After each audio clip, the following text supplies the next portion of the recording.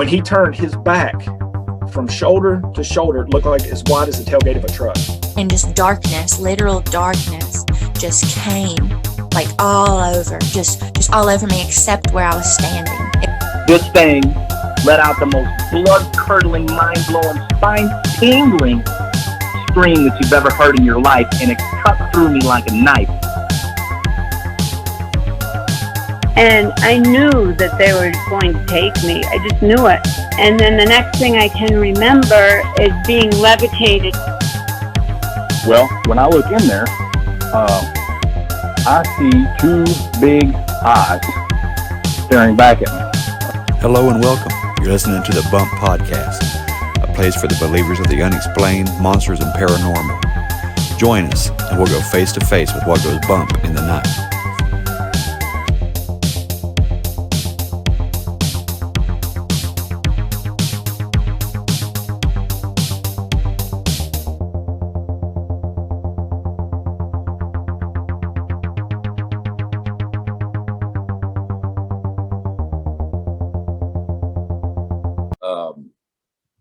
Well, let me tell you about this.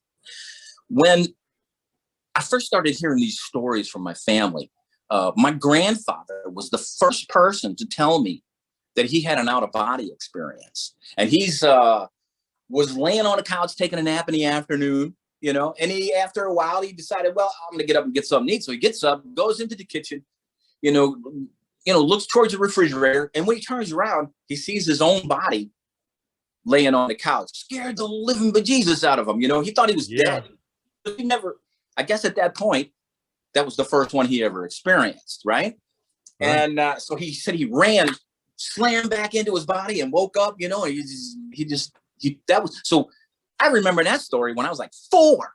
So then my mom tells me that she had an out-of-body experience in the hospital delivering my older brother, who didn't live past the first day, but she had trouble. She was poisoned. You know, she had some kind of toxicity in her body. And so she actually was Catholic at the time. And so the priest came in and was reading rites over her. And she said that she said the two beings came down from the ceiling and grabbed her by the arms and pulled her out of the hospital bed up towards the ceiling. And she said that she fought with those beings all night to try to get away from us. It's not my time. She's saying, it's not my time. I'm not going anywhere. And they would come and she would be back in her body and they would pull her out again and she'd be up to the ceiling. So, you know, this is the kind of stuff that was always around my house. I mean, always. Who cares about baseball? I know people do. I'm joking, but you know what I mean? We didn't spend our time thinking about stuff like that. We thought about what is on the other side? What makes that happen? Who are these people? You know? All right. So, you know, I'm pretty young. I'm like, I don't know, 3-4 years old. And I'm living on the north side of St. Louis. And we're living in an old tenement building, but that's the way all the buildings were. St. Louis is an old place. I mean, it was established in the 1700s. So you got all these old buildings, you know, it's a very creepy history and you know, a lot of history has passed. So I'm sitting in this old mohair overstuffed chair when I'm like 3 or 4 years old. I'll never forget it. We had these banks. They were made of chalk or plaster, you know, and they were like cheaply spray painted. Well, this one was a dog and it was about 2 feet tall. It was like a collie, but it was a bank. It was made out of chalk or something or what I plastered. So I always loved that dog, you know, and it was always sitting right by this old mohair chair that I used to sit in all the time. And I was sitting there one day, and I'm like 3 or 4 years old, and that sucker slid about 3 feet away from the chair. It's just like, it just moved. And I'm like, oh, there's something you don't see every day. And by this time, man, I already said, I'm only 3, but I've seen so much stuff, it didn't really freak me out.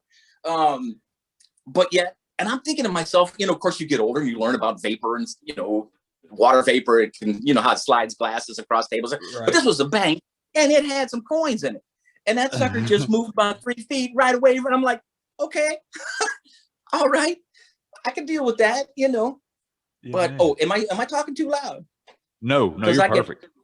Okay, all right. Anyway, so in the same place, and that's about all I remember from that place. But my sister said she was in the living room one afternoon when a man, you ever see that movie or that series Mad Men or something like that? You know, okay, so the dude's got the classic 60s suit, the little fedora with the snap brim and all that business. Yeah. She said she's sitting in there when some dude dressed like that with a briefcase walks straight through the wall and takes a look around in the room and shook his head like, I'm not supposed to be in this place, turns around and walks straight through the wall and disappears. Now, that's pretty creepy. You know, I don't think I was like, so where are you from originally? You know, but it's kind of strange. You know, I mean, all these weird things. So between my great aunt's house, oh my gosh, she lived in Illinois. And she had one of these big old country houses with the roof that comes down like that. You know, it was like a barn roof, you know, almost like. And she was she had a boarding house. So all these old railroad workers lived there, and they were like family to me. I was just a kid, you know, but we spent the whole summer in my great aunt's place. And man, you talk about creepy, because this is the great aunt that she did all kinds of things. She taught me how to use pendulums. She taught me how to divinate and scry, and everything that she knew that she wanted to expose, you wanted me to see, she would teach me. And my family said that she had the ability of telekinesis, although I never saw it. They said for sure she could move things, but I never really witnessed that personally. But I'm telling you this, she taught me a lot, and she fueled my interest in the unknown and the supernatural, right? Yeah. So in her place, which was old and creepy, there's all these old dudes, and they're like family members, you know, they had been there forever. But the place was just low. Back then they had, you know, they didn't have 1,000-watt light bulbs or anything like that. So it was low lit, yellow, you know, all the old yellow lighting and everything, and the old mohair furniture. And man, my sister and I would spend a whole summer there.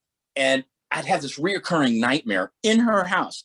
And it was about this witch who would swing from the ceiling on a trapeze. She'd like sit on it, and she'd just sit there and laugh at me back and forth, and she'd be just swinging. And I'm like, no.